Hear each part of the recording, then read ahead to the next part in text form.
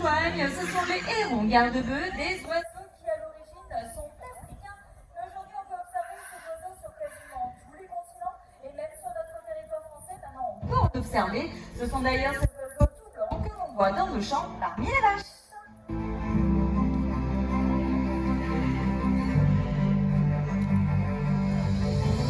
Allez, on va pouvoir remercier les hérons d'avoir inauguré le début de ce beau voyage.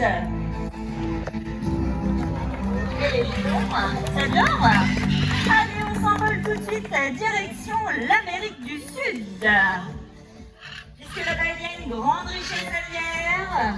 Les premiers à apparaître, les magnifiques haras. Suivez-les bien des yeux, ils prennent leur envol direction la plaine. Et ils vont revenir d'ici peu.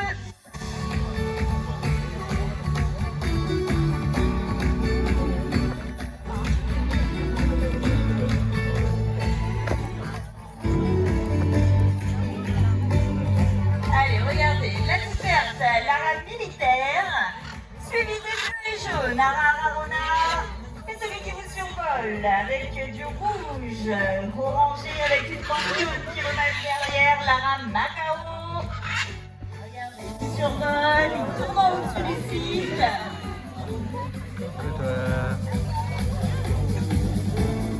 Alors avec ce perroquet, on effectue un travail complètement différent, puisque là on ouvre les portes de la volière et ces oiseaux vont ensemble. On effectue ce qu'on appelle le vol libre. Alors bien sûr, si vous avez des oiseaux chez vous, ne tentez pas cette expérience du vol libre comme ça du jour au lendemain, car bien sûr, nos oiseaux, avant d'arriver à un tel résultat, mais surtout une telle confiance, il a fallu des heures d'entraînement. Il faut déjà apprendre à l'oiseau, créer un lien avec l'oiseau, lui apprendre aussi le système de rappel, c'est-à-dire lorsqu'on lui demande de revenir sur nous pour regagner sa volière, et l'oiseau doit aussi connaître parfaitement bien son territoire, c'est-à-dire le lieu sur lequel il va évoluer.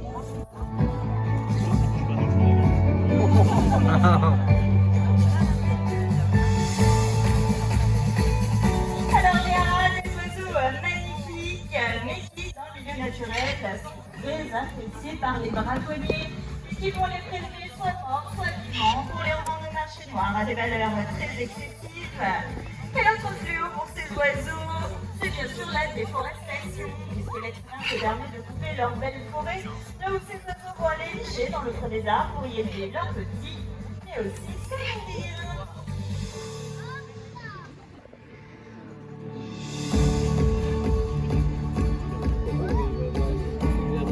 Et celui qui s'amuse à vous raconter, le vautour aura, ou aussi appelé Uruguay des Touches.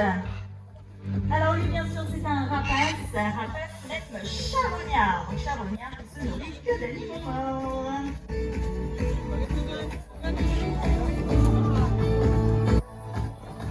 Alors il courage des têtes, je vous rassure, on n'a pas entraîné à vous donner des frissons, c'est tout simplement sa technique de vol. Il fait très peu des ailes pour se déplacer, il se laisse tout simplement glisser sur l'air. On dit qu'il utilise un vol à voile, c'est un vol à économie d'énergie.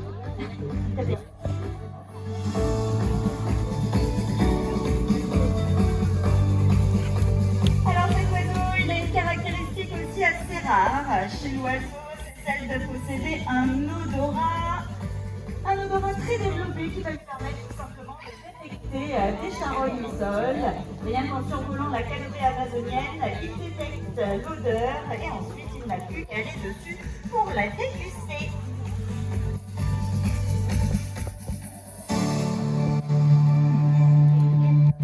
Alors ça va être un petit peu dur pour nos oiseaux, là ça fait déjà plusieurs fois qu'il fait des allers-retours. On va s'adapter au rythme de nos oiseaux. Ils sont comme nous, ils ont chaud. Et le fait comme ça de faire des vols au-dessus de vous, le cardio, ça marche beaucoup. C'est comme si vous, on vous demandait de faire plusieurs fois les allers-retours en courant d'un jardin à l'autre.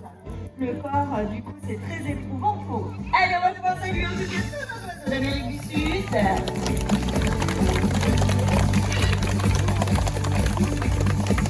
Allez, on change de continent et on part maintenant direction l'Océanie. Avec les Salut toi.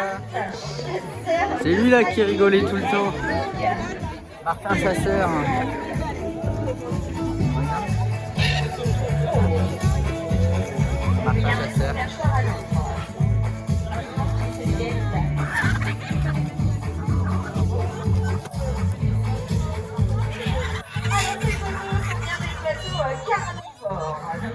nourrir de proies telles que des insectes, des rongeurs, voire même des lézards. Alors à l'inverse des rapaces, ces oiseaux ils n'ont pas de force au niveau de leur patte, ils vont toujours capturer leur proie avec leur bec qui leur sert tout simplement de grosses pinces. D'ailleurs lorsqu'ils arrivent sur nous, regardez bien, ils ont tendance à plonger en premier le bec sur la récompense et ensuite se poser. Alors si dans la lecture la troisième impression le coup, ils vont la garder pour les jambes de la bec. Pour la frapper Bâton de au feu. sol, Bâton de sur feu. une branche, pour attendrir la proie, lui donner la mort et donc pouvoir l'ingérer directement. Ah, il y en a un là.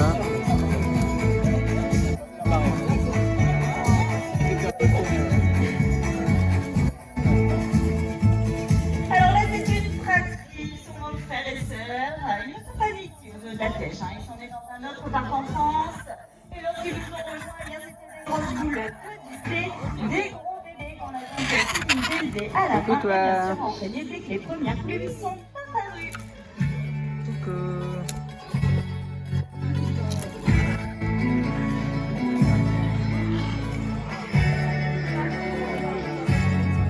Alors si vous avez tendu l'oreille, vous avez peut-être aussi remarqué qu'ils gazouillaient énormément. Alors là, ils ne sont pas au maximum de leur chant. On va d'ailleurs vous le faire écouter tout de suite.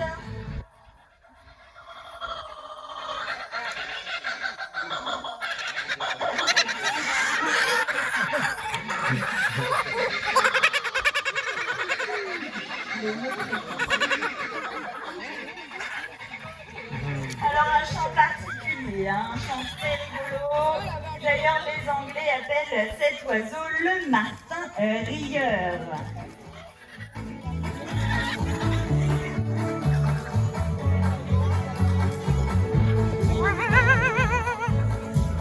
Alors comme vous savez,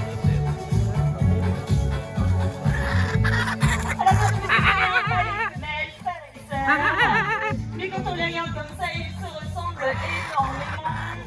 Il y a quand même une légère différence. Alors, faut avoir un bon œil, hein. La différence va être marquée surtout sur le dessus des ailes. Les mâles vont avoir un bleu un petit peu plus foncé que la femelle. Allez, les derniers appels pour les petits loups qui commencent à fatiguer. On va pouvoir saluer les petits capras.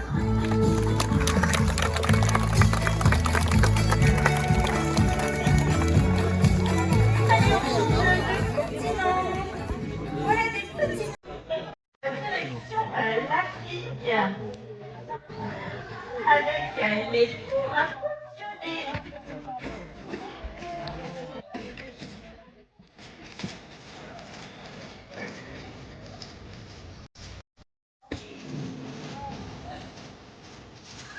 Alors, un tour à tous de jeunes oiseaux réalisés en septembre dernier, ici au dos de la Flèche. C'est donc leur premier pas en représentation.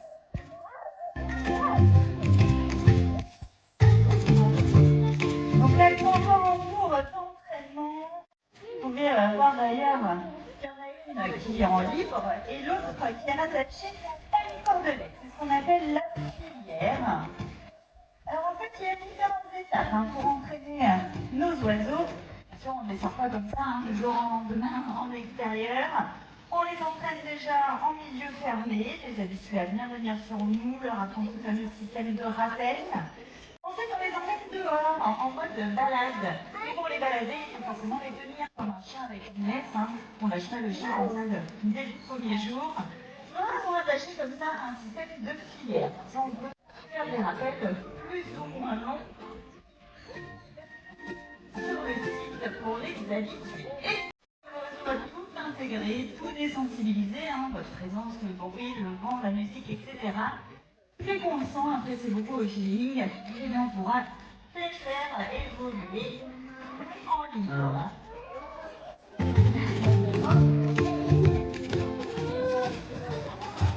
Voilà. Un petit point de filière, c'est que ça se forme un petit peu partout. Alors attention, parce que la pyrolite, elle aime beaucoup partager son perchoir. C'est un haras militaire.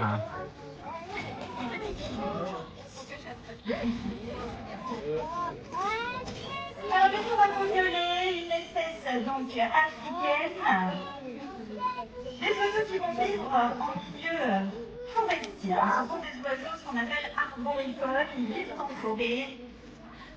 Et leur mode de déplacement est assez d'autonomie de branche en branche, à une vitesse très importante. Ce n'est pas des oiseaux qui vont effectuer un vol d'1 kilomètre. Elles ne sont pas adaptées pour cela.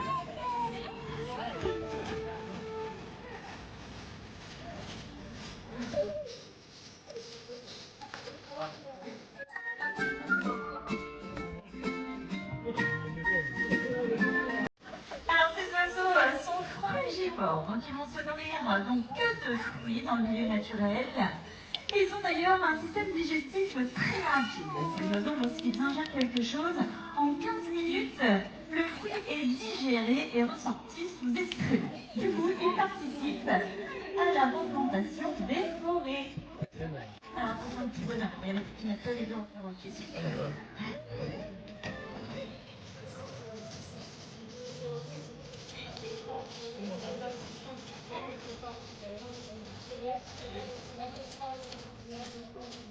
Alors c'est leurs parents, par contre, vous pouvez les observer dans le parc, puisque leurs parents vivent dans la volière juste à côté des flamants roses, dès l'entrée du parc.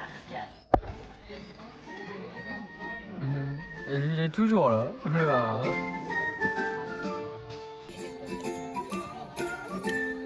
Alors là, c'est un exercice très positif, puisqu'elles n'ont eu aucune appréhension, elles n'ont pas cherché à fuir par peur.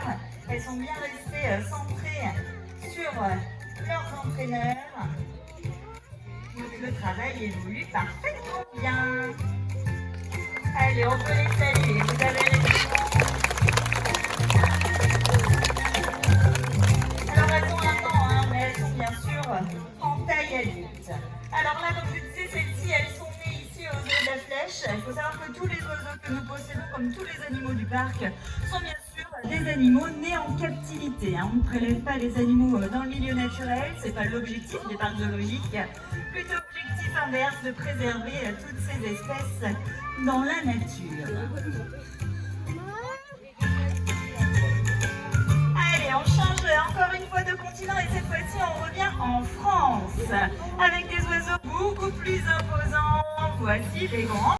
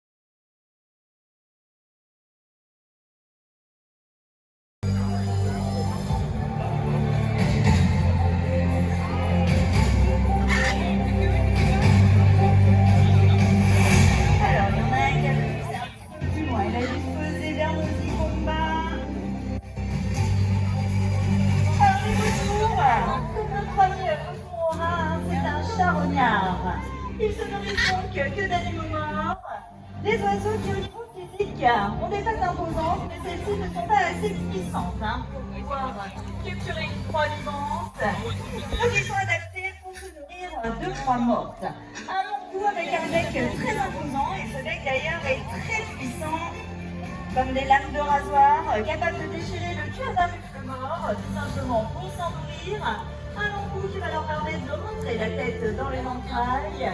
Et à la base de ce cou, vous pouvez voir aussi qu'une collerette qui leur sert tout simplement de bavoir pour éviter de se souiller le plumage au niveau du dos.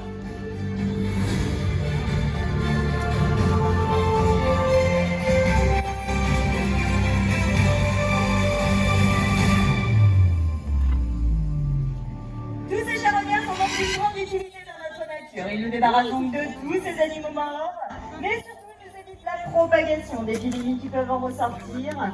Ce sont donc les éboueurs de notre nature.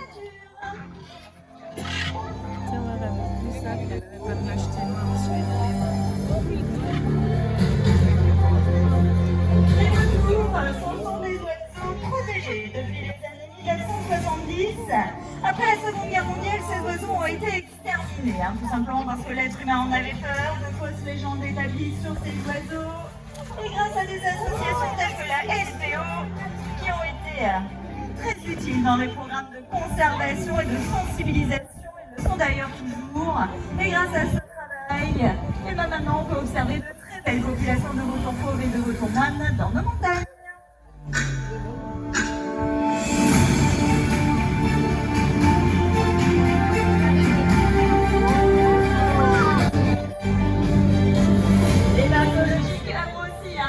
La sauvegarde des vautours, puisqu'au niveau des terres, ces oiseaux appartiennent au programme d'élevage européen. Alors l'objectif est de les faire reproduire, pour que dans l'avenir, on puisse les réintroduire dans le milieu naturel.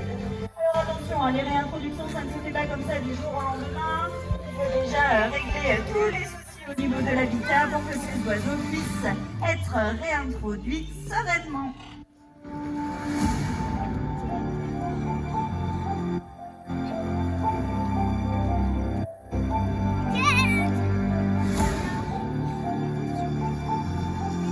Allez, on va pas trop insister avec nos gros vautours, ils commencent déjà à ventiler, c'est-à-dire qu'ils entrouvent le bec pour ingérer le maximum d'air possible, comme les chiens, ils allaitent comme ça, pour faire baisser leur température interne, puisque les oiseaux ne sont pas comme nous, ils ne transpirent pas.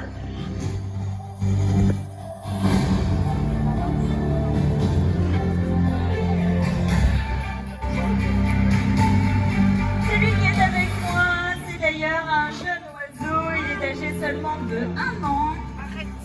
Il est arrivé cet hiver et fait donc ses premiers vols par moto.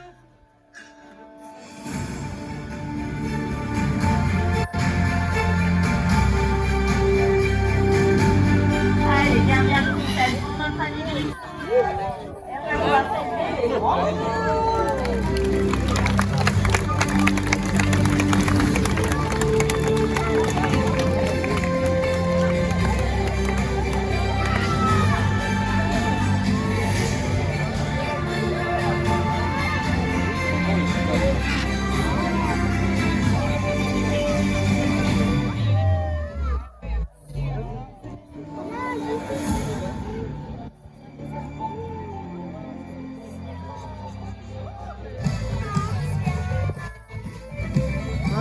Allez, envolons-nous maintenant en compagnie des oiseaux migrateurs. Voici les magnifiques cigognes blanches et les milans noirs.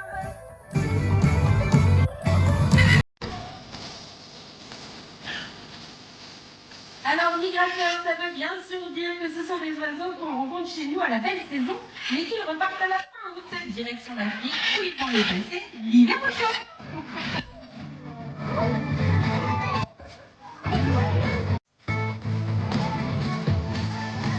Alors regardez bien les milans noirs. Avec Mélanie et moi-même, ils vont effectuer un exercice très particulier, un exercice tout à fait naturel pour eux. En effet, dans la nature, ils chassent ainsi de gros insectes qu'ils attrapent en plein vol. Même sensibilité avec des petites récompenses, observez-les bien. Vous allez voir qu'ils sont capables de les transférer à leur bec sans se poser. Des oiseaux vraiment très à l'aise en vol.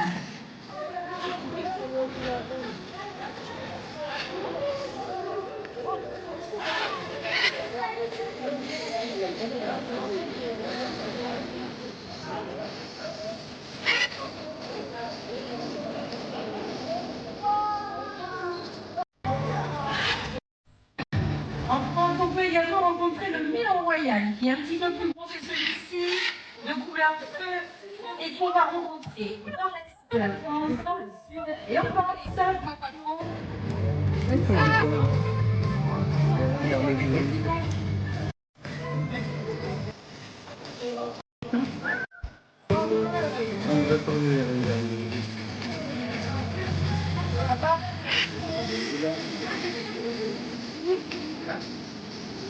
Allez, regardez les Milans, ils se font plaisir. Je pense qu'ils ont trouvé des petites thermiques derrière la murale de Mélanie. Les thermiques, ce sont des mélanges de courants d'air chaud et de vent. Ces fameuses thermiques permettent aux oiseaux de laisser porter par ces courants d'air chaud et de monter très haut dans le ciel sans se fatiguer.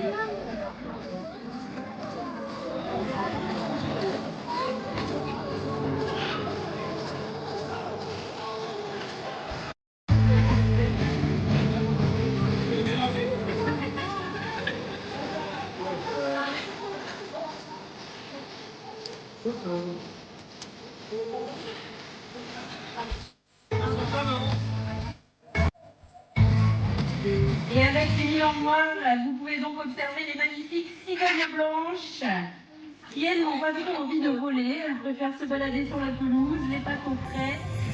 On ne peut que les comprendre.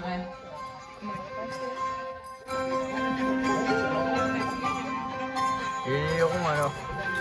Les petits ronds gardés. T'as vu? Alors la cigogne blanche, vous la connaissez tous, emblème de l'Alsace. Un oiseau migrateur, mais qui aujourd'hui est de plus en plus sédentaire.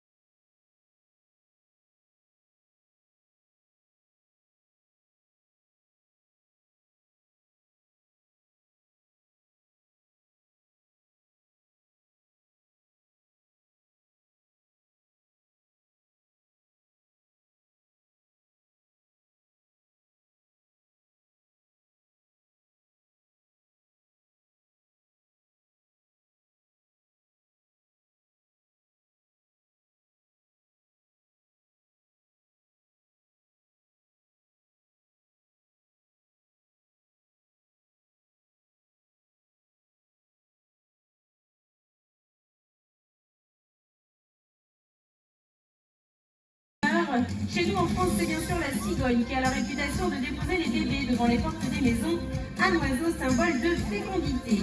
Il y a d'ailleurs plein de jolies légendes en Alsace sur la cigogne, dont une qui dit que si un enfant veut avoir un petit frère ou une petite sœur, il suffit de déposer un morceau de sucre sur le rebord de la fenêtre, de façon à ce qu'en se saisissant du sucre, la cigogne y dépose un bébé. Bien joli pour un oiseau magnifique que je vais rejoindre sur la pelouse puisque notre voyage touche maintenant à sa fin. On va donc atterrir en France avec les magnifiques cigognes blanches. J'espère que tous nos oiseaux vous auront fait passer un agréable moment. Bien sûr, si vous avez des questions, je me ferai un plaisir de répondre dès que les oiseaux seront rentrés. Vous avez le droit d'ouvrir les accès de chaque côté pour circuler. Accès qui seront refermés après votre départ. Et toute l'équipe se joint de moi pour vous souhaiter une très belle journée au parc zoologique de la Flèche. Merci et au revoir à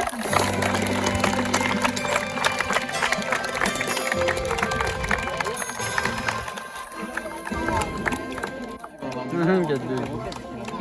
Petit Milan.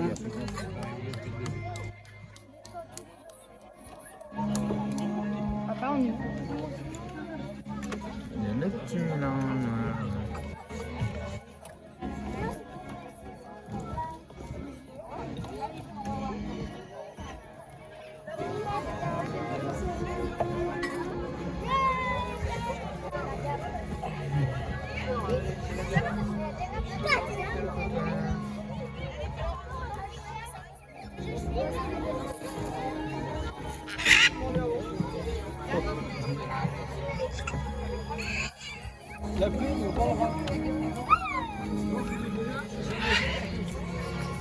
Ah bah il est toujours là lui.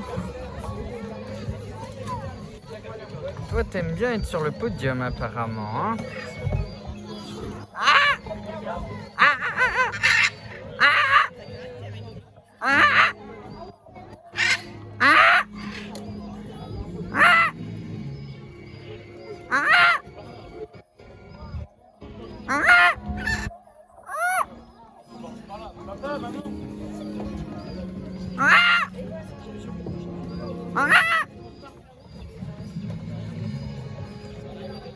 Bon allez au revoir.